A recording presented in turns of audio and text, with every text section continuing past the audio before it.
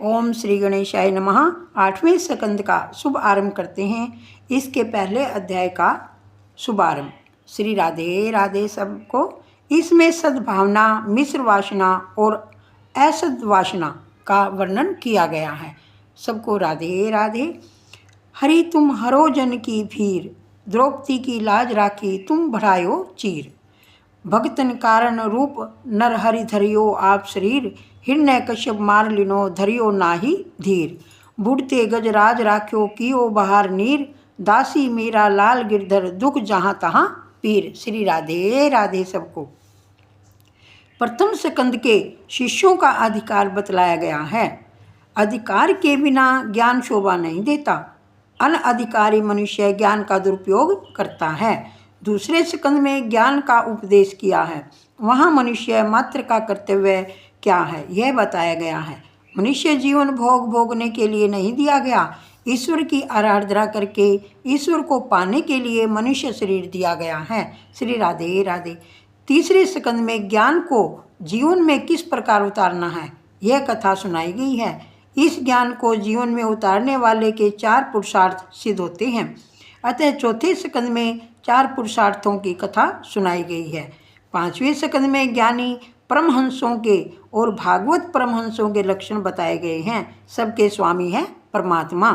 इसके बाद 6ठे स्कंद में पुष्टि की कथा आई है। जीव पर परमात्मा अनुग्रह करते हैं। जीव के पाप से ईश्वर कुछ नहीं मांगते। ईश्वर निरपेक्ष है तो भी ईश्वर जीव पर कृपा करते हैं। मनुष्य जब अपने किए हुए पापों को याद करेगा तो उसको पता लगेगा कि जो कुछ उसे मिला है उसके लिए वह योग्य नहीं है। जब जन्म हुआ तब जीव शुद्ध था, लेकिन जब उसमें समझ आई तब वह असत्य बोलने लगा। ईश्वर जीव को अनेक अवसर देते हैं और वे आशा रखते हैं कि जीव अपना जीवन सुधारेगा। केवल कथा सुनने से लाभ नहीं होता, कथा सुनकर मनन करके उसे जीवन में उतारो। श्री राधे राधे। प्रभु ने हमारे लिए चिंता करने जैसा कुछ नहीं रखा। ईश्वर की जीव पर अनंत कृपा है, परंतु जीव उसका उपयोग नहीं करता। पवित्र विचार करने के लिए प्रभु ने मन दिया। जो मन शक्ति का दुरुपयोग करता है वही दैत्य है। मन में शक्ति है। जब जीव ईश्वर स्वरूप में लीन होता है तब मन शक्ति का विकास होता है, पर जब मन विषयों में भटकता है तब मन शक्ति का विनाश हो जाता है। ईश्वर जीव मात्र पर कृपा करते हैं, उसकी पात्रता से अधिक उसे देते हैं। श्री राधे राधे।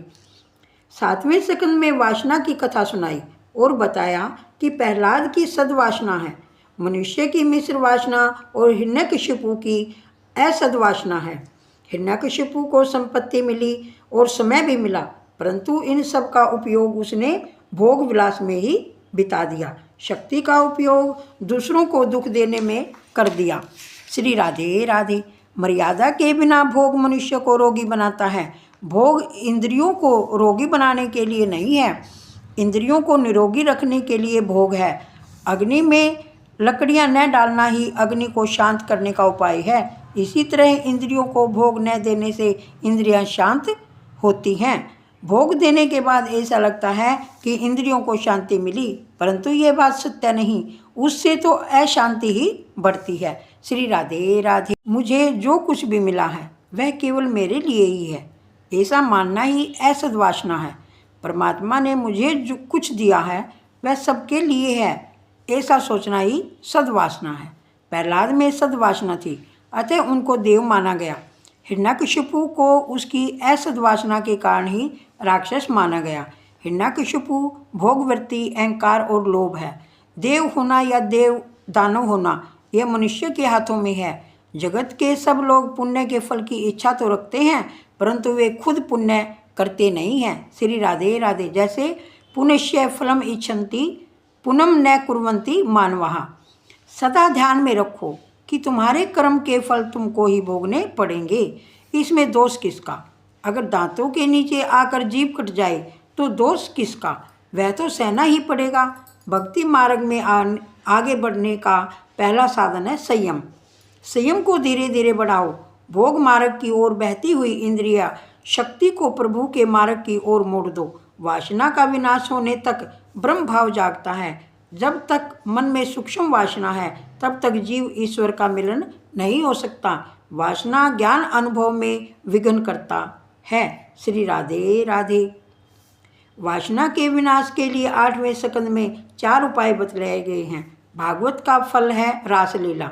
जीव को श्री कृष्ण से मिलना है।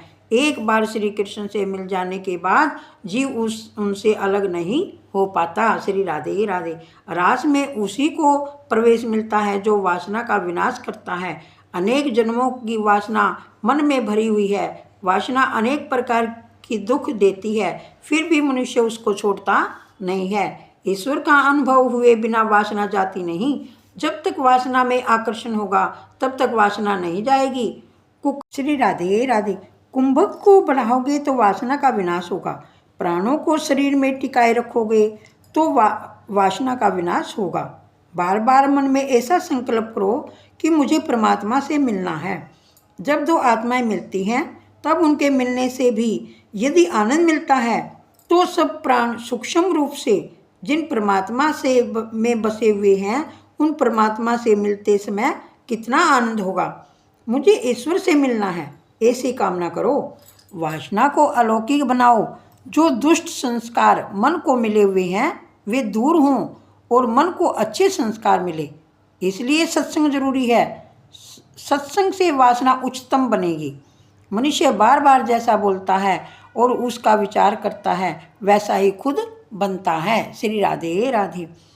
8वें स्कंद में वासना का विनाश करने के लिए 4 उपाय बतलाए गए हैं। वासना का विनाश इन 4 उपायों से होता है। जब जीव ईश्वर से दूर होता है तब वासना जागती है। सत हरि स्मरण करने की आदत डालोगे तो वासना नहीं जागेगी। हृदय में यदि हमेशा राम का वास होगा तो वहाँ काम वासना नहीं आ सकेगी। हरि स्मरण की आदत रखने से वासना का विनाश होगा। श्री राधे राधे। यह सब ईश्वर का है और सबके लिए है, ऐसा समझोगे तो वासना का विनाश होगा। संपत्ति मेरी है, ऐसा सोचने से वासना बढ़ेगी। जीव लक्ष्मी का मालिक कभी नहीं हो सकता। जीव तो लक्ष्मी का पुत्र है। बालक होने से जो आनंद मिलता है वह मालिक होने से नहीं मिलता। श्री राधे राधे। बालक बनोगे तो सुखी होगे। सूत जी सावधान करते हैं, बलि राजा ने सर्वस्व का दान किया था। विपत्ति में सब वचन का पालन करो। चौथा उपाय है शरणागति। यदि जीव भगवान की शरण में नहीं जाएगा तो भगवान का स्मरण नहीं करेगा तो वह वासना का विनाश नहीं कर सकेगा। वासना का विनाश करने के बाद ही रासलीला में जाना है।